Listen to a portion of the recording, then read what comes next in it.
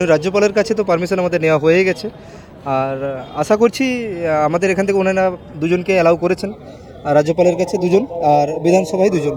তো আশা করছি যে আমরা আমাদের ডেপুটেশনটা ঠিক সময় মতো পৌঁছে দিতে পারবো এবং ওনারাও এটা বিবেচনা করে দেখবেন। এবং আমরা অনেক দিন ধরে ভুক্তভোগী, তো আমরা 2014 সালে টেট পাস করেছি এবং 2020-22 সালে আমরা ডিএলএড কমপ্লিট করেছি। মাননীয় সুপ্রিম কোর্টের নির্দেশে আমরা প্রত্যেকেই ভ্যালিড ক্যান্ডিডেট হিসাবে মোটামুটি আমরা রায় পেয়ে গেছি। এবং আমাদের যেটা নির্দেশ দেওয়া হয়েছে সুপ্রিম কোর্টের পরবর্তী নির্দেশ, যে আমাদেরকে যে সিটটা আমাদের নিয়োগ হয়েছিল 11,765-র মধ্যে 9,533 জন নিয়োগ হয়েছে, বাকি যে সিটটি পড়ে আছে 2,584টি এবং আমাদের ক্যান্ডিডেট আছে 2,513 জন। হিসাব মতো আমাদের প্রত্যেকে সুন্দরভাবে অ্যাকোমোডেট হয়ে যাবে। তো আমাদের বার্তা এটাই বা ডেপুটেশনের মাধ্যমে জানানো এটাই যে আমাদের প্রত্যেককে খুব দ্রুত নিয়োগ দেওয়া হোক, এবং আমরা আশা করছি সরকার আমাদের প্রতি সদর্থক ভূমিকা পালন করবে এবং আমাদেরকে খুব তাড়াতাড়ি নিয়োগ দেবে, কারণ আমরা বঞ্চনার শিকার হয়ে আছি অনেক দিন ধরে। বাংলা হান্টের আরও খবর দেখতে নজর রাখুন। বাংলা খবর মানেই বাংলা হান্ট।